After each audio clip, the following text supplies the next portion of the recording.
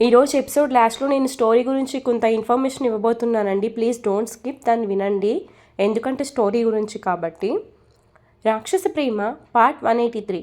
విక్రాంత్ ఒప్పుకోకపోతే బాగుండు అనుకుంటాడు రోహిత్. విక్రాంత్ ఆలోచనలో పడేసరికి వివి సంతోషపడుతుంది. ఇప్పటికే ఎంగేజ్మెంట్ చేసుకొని నన్ను ఇక్కడ నుంచి పంపించేస్తే బాగుండు. ఈలోపు టైం చూసుకొని రియాన్కి మ్యాటర్ మొత్తం చెప్పి ఏదో ఒకటి ఆలోచించమనాలి అనుకుంది మనసులో విన్ని. విక్రాంత్, ఏంటి ఆలోచిస్తున్నావు? త్వరగా చెప్పు అంటుంది విన్ని. 1 నిమిషం టైం ఇవ్వు నాకు అని ఆలోచనల్లో పడతాడు మళ్ళీ. మీ అన్నయ్య మన ఇద్దరి కోసం ఎదురు చూస్తూ ఉంటాడు. ఏం విషయం అనేది చెప్పాలి కదా అంది విన్ని. మా అన్నయ్యని కూడా ఇక్కడికే పిలిచి చెప్తాను అంటూ లోహిత్కి కాల్ చేసి రమ్మని చెప్తాడు. ఇందాక వాళ్ళిద్దరి మధ్యలో డిస్కషన్ లోహిత్ విన్నా సరే మళ్ళీ చెబుతాడు విక్రాంత్. నాకు తను చెప్పింది కూడా కరెక్ట్ అనిపిస్తుంది అన్నయ్య. నువ్వేం చెప్పి తనను ఒప్పించావో నాకైతే తెలియదు. తనకి నా మీద కొంచెమైనా ప్రేమ కలిగిన తరువాత పెళ్లి చేసుకుందామని నేను కూడా అనుకుంటున్నా. మా ఇద్దరి ఏజ్ కూడా సరిపోవడం లేదు పెళ్ళికి. ఇంత చిన్న వయసులో ఒకరికి ఇష్టం లేకుండా చేసుకునే కన్నా ఇద్దరం టైం తీసుకొని కొన్ని రోజుల తర్వాత చేసుకోవడం మంచిది అనిపిస్తుంది నాకు అంటాడు. అది నిన్ను ఫుల్గా మ్యానిపులేట్ చేసింది. ఏదైనా చేసుకో, ఇక నీ ఇష్టం అనుకుంటాడు మనసులో లోహిత్. ఎంతో కష్టపడి దాన్ని కూడా మన వలలోకి తీసుకొద్దాం అనుకున్నాను. వీడు మొత్తం పాడు చేశాడు. వేస్ట్. వీడి ప్రేమని వీడికి దగ్గరకు తీసుకువచ్చి ఇవ్వడం కూడా వేస్టే అనుకున్నాడు లోహిత్ మనసులో. అన్నయ్య, ఫైనల్గా నేను చెప్పాలి అనుకున్నది ఏంటంటే ఇద్దరం ప్రెజెంట్ ఎంగేజ్మెంట్ చేసుకుంటాము, ఆ తర్వాత పెళ్లి చేసుకుంటామంటాడు విక్రాంత్. లోహిత్ చాలా అప్సెట్ అవుతాడు ఆ మాట విన్న తరువాత. విన్నీ, ఇప్పుడు మన ఇద్దరికి ఎంగేజ్మెంట్ జరుగుతుంది. 2 monthsలో నా బర్త్డే వస్తుంది. ఆ బర్త్డే అయిన వెంటనే మన ఇద్దరం పెళ్లి చేసుకుందాం అంటాడు విక్రాంత్. ఎక్కువ గ్యాప్ తీసుకోవడం నాకు కూడా ఇష్టం లేదు అన్నాడు.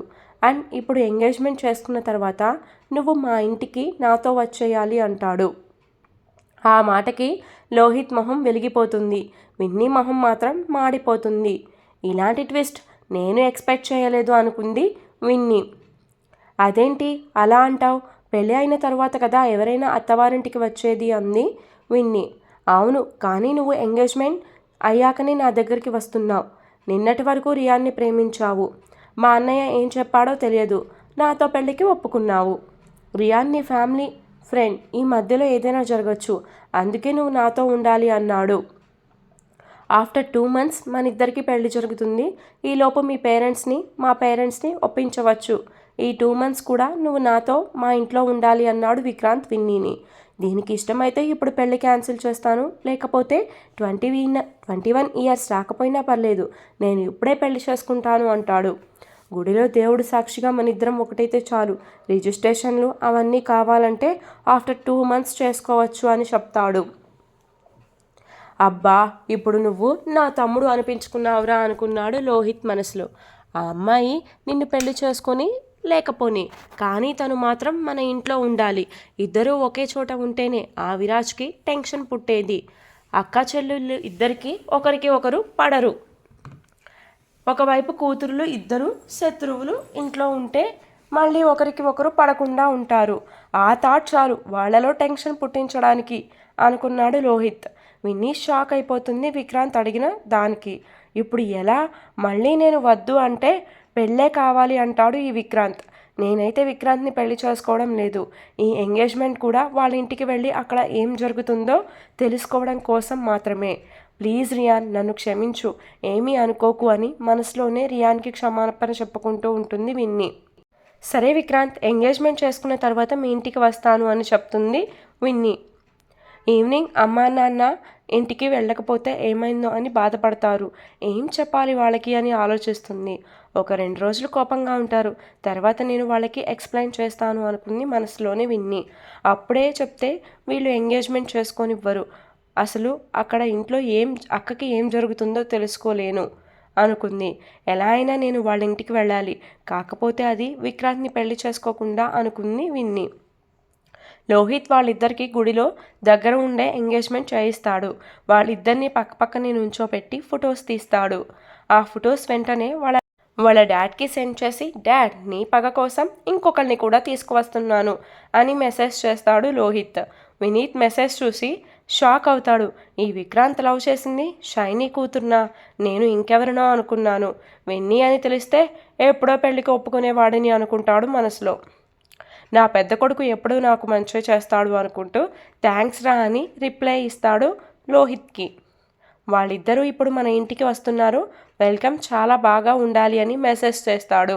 వెంటనే దివ్య అని పిలిచి నీ చిన్న కొడుకు పెళ్లి చేసుకుని ఇంటికి వస్తున్నాడు, హారతి రెడీ చెయ్యని చెప్తాడు. ఈ ఇంట్లో కొడుకులకి అమ్మ నాన్న ఉన్నారనే సంగతే మర్చిపోయారేమో. పెద్ద కొడుకు అంటే అప్పుడు మాతో లేడు, చిన్న కొడుకు కూడా ఇలానే చేస్తాడు అని బాధపడుతుంది దివ్య. విక్రాంత్ చిన్నపిల్లోడు కదా, ఇప్పుడే పెళ్లి చేసుకున్నాడా అనుకుంటుంది వివి మనసులో. పోన్లే, నాకు కూడా ఒక మంచి ఈ రోజు నుంచి ఒక సిస్టర్ దొరుకుతుంది ఇంట్లో అనుకొని హ్యాపీగా ఫీల్ అవుతుంది వివేదిత. వచ్చేది తన సిస్టర్ అని తెలియక అంత ఎక్సైటెడ్ అవుతుందన్నమాట మన విన్నీ పాప. చూద్దాం ఆమె రియాక్షన్ ఏంటో విన్నీని చూశాక. అన్నయ్య, ఎంగేజ్మెంట్ అయితే చేసుకున్నాను కానీ భయంగా ఉంది అంటాడు విక్రాంత్. ఎంగేజ్మెంట్కే భయపడుతున్నావు, డైరెక్ట్గా పెళ్లి చేసుకోలేదు, చేసుకుంటే ఇంకేమైపోయేవాడివో అంటాడు లోహిత్. ఏం చేసినా నువ్వు ఉన్నావనే చేస్తున్నాను, లేకపోతే ఇలాంటి స్టెప్ తీసుకోవడం నా వల్ల కాదు అంటాడు. ఇలాంటి వాడిని అసలు అక్క ఎలా లవ్ చేసింది? చాలా స్వార్థపరుడులా ఉన్నాడు అనుకుంది మనసులోనే విన్నీ లోహిత్ గురించి. విన్నీ వాళ్ళ అమ్మా నాన్నకి రియాన్కి సారీ నాన్న, సారీ, నన్ను క్షమించండి, నాకు ఇంతకు మించిన మార్గం దొరకలేదు అని వాళ్ళిద్దరి ఫోటో పెడుతుంది. ఆ ఫోటో చూసిన తర్వాత అందరూ షాక్ అవుతారు. ముగ్గురు కాన్ఫరెన్స్ కాల్లో మాట్లాడుకుంటూ ఉంటారు. రియాన్కి అయితే హార్ట్ బ్రేక్ అవుతుంది. ఏం మాట్లాడాలో కూడా తెలియడం లేదు. వేగా అయితే పెద్దగా ఏడవడం మొదలు పెడుతుంది, ఇద్దరు కూతుర్లు ఇలానే చేశారని. విరాజ్కి ఏం మాట్లాడాలో తెలియడం లేదు. మౌనమే. ఎందుకు సైలెంట్గా ఉన్నావు? సమాధానం చెప్పు నాకు అంటుంది వేగా విరాజ్ని. చెప్పాల్సింది నేను కాదు, రియాన్ అంటాడు విరాజ్. ఇప్పుడు నేనేం మాట్లాడే మూడ్లో లేను అంటూ కాల్ కట్ చేస్తాడు రియాన్. విరాజ్, నువ్వైనా నాకు ఏదో ఒకటి చెప్పు అంటుంది వేగ. అసలు నాకే పిచ్చెక్కుతుంది, అసలు ఏం జరుగుతుంది మన ఇంట్లో అని వేగా మీద అరుస్తాడు విరాజ్. 24 గంటలు ఇంట్లో ఉండేది నువ్వే కదా, పిల్లల్ని ఎలా చూసుకుంటున్నావు అసలు అని అరుస్తాడు. గారాలు చేసి చెడగొట్టినట్టు ఉన్నావు, ఇద్దరు మనకి వాల్యూ లేకుండా చేసేశారు అని వేగా మీద ఫైర్ అవుతాడు. విరాజ్ మళ్ళీ ఆ ఫోటోల్ని అబ్జర్వ్ చేస్తూ ఉన్నాడు. ఇందులో వివి హస్బెండ్ కనిపించడంతో ఈసారి వేగా మీద ఇంకా పెద్దగా అరుస్తాడు విరాజ్. వేగా మన విన్ని పెళ్లి చేసుకుంది ఎవరినో తెలుసా? ఆ విన్ని చిన్న కొడుకుని. చూడు, వివి హస్బెండ్ తన పక్కనే ఉన్నాడు అని అరుస్తాడు వేగా మీద. అసలు నువ్వు ఇంట్లో జరిగే విషయాలు చూసుకుంటున్నావా లేదా? ఎప్పుడు చూడు నీ లోకంలో నువ్వు ఉంటున్నావా అని అరుస్తూ ఉంటాడు. విరాజ్ చెప్పగానే జరిగింది మొత్తం గుర్తు తెచ్చుకుంటుంది వేగ. నిన్న విన్ని లోపల కూర్చుని ఏడ్చింది. నేను అడిగితే ఫోన్లో మూవీ చూస్తున్నాను చెప్పింది. నాకు ఇప్పుడు అర్థమవుతుంది దాని గురించేనేమో అంది వేగ. నేను కాలేజ్ నుంచి ఇంటికి తీసుకొచ్చేటప్పుడు కూడా అడిగాను ఎందుకు డల్గా ఉన్నావని. ఏం లేదు, హెల్త్ బాగాలేదు అని అబద్ధం చెప్పింది అంటాడు విరాజ్ వేగాతో. ఏడుస్తుంది అన్నప్పుడు ఏంటో కనుక్కోవాల్సిన కనీసం జ్ఞానం లేదా వేగా అంటాడు విరాజ్ ఆమెని. విరాజ్, విన్ని ఏడవడానికి ఏమైనా కారణాలు ఉంటే కదా నేను అనుకోవాల్సింది అలా. రియాన్ విన్ని లవ్లో ఉన్నారు, వాళ్ళిద్దరూ హ్యాపీగా ఉన్నారు, ఇంకా తనకి ఏమున్నాయి కష్టాలు? వాళ్ళిద్దరూ లవ్లో ఉన్న విషయం నాకెందుకు చెప్పలేదు అని అరవడం మొదలు పెడతాడు విరాజ్ వేగాని. అది మ్యాటర్ కాదు ఇప్పుడు, తనని ఎలాగైనా ఇంటికి తీసుకొనిరా అంటుంది డల్గా వేగ. ప్లాన్ ప్రకారం వినీత్ అన్నీ మంచిగా చేసుకుంటున్నాడు కదా, మధ్యలో మనం ఎందుకులే అంటాడు విరాజ్ వేగాతో. ప్లీజ్ అలా అనుకు అంది వేగ. విరాజ్ అవన్నీ పట్టించుకోకుండా కాల్ కట్ చేస్తాడు. దివ్య హారతి పళ్ళెంతో గుమ్మం ముందు నిలబడి ఉంటుంది. ఎవరబ్బా నా సిస్టర్ అని వివి కూడా ఎదురు చూస్తుంది. విక్రాంత్ పక్కన విన్ని కనిపించగానే వివి కోపంగా అరుస్తుంది, అది ఇంటి లోపలికి రాకూడదు అని. విన్ని విక్రాంతులకి హారతి ఇస్తుంటే నో అని గట్టిగా అరుస్తుంది వివేదిత. ఆమె ఎందుకు అలా అరిచిందో అక్కడ ఉన్న లోహిత్కి విన్నీకి అర్థమవుతుంది. విన్నీ అక్కని చూడగానే షాక్ అవుతుంది, ఎందుకంటే తను నార్మల్గానే ఉంటుంది. ఏదో గదిలో బంధించి ఉంటారేమో అని అదే ఆలోచిస్తూ లోపలికి వస్తుంది. చూస్తేనేమో తను నార్మల్గా ఉంటుంది. అక్క మామూలుగానే ఇంట్లో తిరుగుతుంది, మరి వీడియోలో ఏంటి అలా రూమ్లో ఉన్నట్టు ఉంది? చూస్తుంటే తన ఫేసు, కాళ్ళు, చేతులు అన్నీ బాగానే ఉన్నాయి. ఎక్కడా కొట్టినట్టు మార్కులు లేవు. అంటే ఈ లోహిత్ నన్ను మోసం చేశాడా అని ఆలోచిస్తూ ఉంటుంది విన్నీ. వివి అలా అరిచేసరికి అందరూ ఆమె వైపుకు తిరుగుతారు. లోహిత్ వెంటనే ఆమె దగ్గరకు వెళ్ళి సైలెంట్గా ఉంటావా అంటాడు కోపంగా చూస్తూ. వాళ్ళిద్దరి పెళ్లి దగ్గర ఉండి చేసింది నువ్వేనా అని అడుగుతుంది కోపంగా. పెళ్లి చేసుకుని లోపల అడుగు పెడుతుంటే ఎందుకు కోడలా అరుస్తున్నావు అంటాడు వినీత్. షాక్ అయినట్టు ఉంది డాడ్ సడన్గా చూసి అంటాడు లోహిత్ కవర్ చేస్తూ. అండ్ ఇంకో విషయం, వాళ్ళిద్దరూ పెళ్లి చేసుకోలేదు, జస్ట్ ఎంగేజ్మెంట్ అయింది అంటే అంటాడు లోహిత్. ఎంగేజ్మెంటేనా అని అందరూ రిలాక్స్ అయితే వినీత్ మాత్రం ఫీల్ అవుతాడు. పెళ్లి చేసేసుకుంటే ఇంకా నా గ్రిప్లో ఉండేది అని. పెళ్ళి మీ ఇద్దరి ఇష్టపూర్వకంగా చేసుకుంటాం డాడ్ అంటాడు విక్రాంత్. నువ్వెలా అంటే అలానే చేస్తాను అంటాడు వినీత్. థ్యాంక్స్ డాడ్, మా ఇద్దరిని ఇలా చూసి మీరు కోప్పడతారేమో అనుకున్నాను. అలానే చేసేవాడిని ఖచ్చితంగా. మీ ఇద్దరిని ఇలా చూస్తే. నా పెద్ద కొడుకు నాకు చెప్పాడు నువ్వు ఎంతగా అమ్మాయిని ఇష్టపడుతున్నావో అని. అందుకే నేను సైలెంట్ అయ్యాను అన్నాడు వినీత్. ఏంటి ఈయన ఇలా మాట్లాడుతున్నారు, ఏదో ఉంది అనుకుంది దివ్య మనసులోనే. అవన్నీ చూడడం ఇష్టం లేక వివేదిత తన గదిలోకి వెళ్ళిపోతుంది. లోహిత్ ఎలా అయితే ఎక్స్పెక్ట్ చేశాడో అదే జరగడం చూసి నవ్వుకుంటాడు. అన్నయ్య, వదిన ఏంటి అలా లోపలికి వెళ్ళిపోయింది అని అడుగుతాడు విక్రాంత్. ఏం లేదు, ఇప్పుడే వస్తుంది అని చెప్పి వాళ్ళిద్దరిని లోపలికి ఇన్వైట్ చేస్తాడు. వాళ్ళిద్దరూ లోపలికి వచ్చిన తరువాత దివ్య కోపంగా విక్రాంత్తో, ఎంగేజ్మెంట్ చేసుకొని ఎవరినైనా ఇంటికి తీసుకువస్తారా, పెళ్ళి అయ్యాక తీసుకువస్తారు కానీ అంటుంది. వాళ్ళ ఇంట్లో మా ఇద్దరి గురించి తెలియదు. తను బయట ఎక్కడో ఉండడం నాకు ఇష్టం లేదు. అందుకే ఇక్కడే ఉంటుంది అని చెప్తాడు విక్రాంత్. ఏమో, మీకు ఇష్టం వచ్చినట్టు చేసుకోండి, నాకు మాత్రం ఏమైనా చెప్పి చేస్తున్నారా అని కోపంగా దివ్య అక్కడి నుంచి వెళ్ళిపోతుంది. వినీత్ చాలా ప్రేమగా చల్లగా ఉండు తల్లి అని విన్నీని ఆశీర్వదిస్తాడు. వినీత్ ఎంత నవ్వుతూ ఉన్నా వినీత్ నచ్చడం లేదు ఎందుకో. ఈయన ఎందుకో నాకు చాలా గట్టిగా నటిస్తున్నాడు అనిపిస్తుంది. ఎందుకు అలా యాక్ట్ చేస్తున్నాడు అనుకుంది. విక్రాంత్ అమ్మాయికి తన గదిని చూపించి రా అని చెప్తాడు వినీత్. డాడ్, నా పక్కన ఉన్న గదిలో ఉంటుంది తను అని చెప్తాడు విక్రాంత్. నీకు ఏ గది నచ్చితే ఆ గదే తనకు ఇవ్వని చెప్తాడు నవ్వుతూ. విన్నీ చేతులు పట్టుకొని తన గది పక్కనకి తీసుకువెళ్తాడు విక్రాంత్. విక్రాంత్ అలా చేతులు పట్టుకోవడం చాలా ఇరిటేటింగ్గా అనిపిస్తుంది విన్నీకి. రియాన్ని మోసం చేశాను అని కళ్ళ వెంట నీళ్లు కారుతుంటే ఆ ఏడుపును ఆపుకోవడం తన వల్ల అవ్వలేదు. ఆమె గదిని చూపించగానే లోపలికి వెళ్ళి తలుపు పెట్టుకుని ఏడుస్తుంది విన్నీ. నువ్వు బాగానే ఉన్నావా, ఎందుకు ఏడుస్తున్నావు అని పిలుస్తాడు విక్రాంత్. ప్లీజ్ ఇక్కడి నుంచి వెళ్ళిపో, 1 గంట వరకు ఈ గదిలోకి రాకు అని అరిచి చెబుతుంది. విక్రాంత్ చాలా ఫీల్ అవుతాడు తను అలా ఏడుస్తుంటే. నా వల్లే ఈరోజు ఈమె ఇలా ఏడుస్తుందని. ఆల్రెడీ విన్నీ మనసులో వేరే వాళ్ళు ఉన్నారు. వాళ్ళ పేరెంట్స్ని కూడా వదులుకొని ఇక్కడికి వచ్చింది. నీ బాధను నేను అర్థం చేసుకోగలను విన్నీ, కానీ నాకు నువ్వు కావాలి. నేను నిన్ను ఎంగేజ్మెంట్ చేసుకొని ఇక్కడికి తీసుకువచ్చినందుకు నిన్ను మహారాణిలా చూసుకుంటాను అనుకున్నాడు. నీకు ఎవరూ గుర్తులేనంత సంతోషంగా నిన్ను నేను చూసుకుంటాను అని ఆమెను తలుచుకొని ఆనందపడతాడు విక్రాంత్. డాడ్, మీకు ఎలాంటి గిఫ్ట్ ఇచ్చాను అని నవ్వుతాడు వినీత్ ముందు. అప్పుడే అక్కడికి వచ్చిన దివ్య చాటుగా ఉండి వాళ్ళ మాటలు వింటూ ఉంటుంది. ఈ విక్రాంత్ గాడికి ఫస్టే చెప్పానురా దీన్ని లైన్లో పడేయమని చెప్పి, బట్ వాడు అప్పుడు ఏమన్నాడో తెలుసా, నేను ఇలాంటి పిచ్చి వేషాలు వేయను అన్నాడు. డెస్టినీ మనకి మంచిగా రాసిపెట్టి ఉంటే మన దగ్గరికే వస్తుంది అన్నట్టు నేను ఎవరినైతే కావాలి అనుకున్నానో వాళ్ళు నా దగ్గరికి వచ్చారు అంటాడు వినీత్. అది చాలు, నువ్వు నా అదృష్టవంతుడివి అంటాడు. అంటే ఈ అమ్మాయి కూడా విరాజ్ కూతురేనా అనుకుంది దివ్య. వీళ్ళు ఎందుకు ఇలా చేస్తున్నారు, అన్నయ్యకి కోపం వస్తే ఇంటి మీద ఒక బాంబ్ వేసేస్తాడు.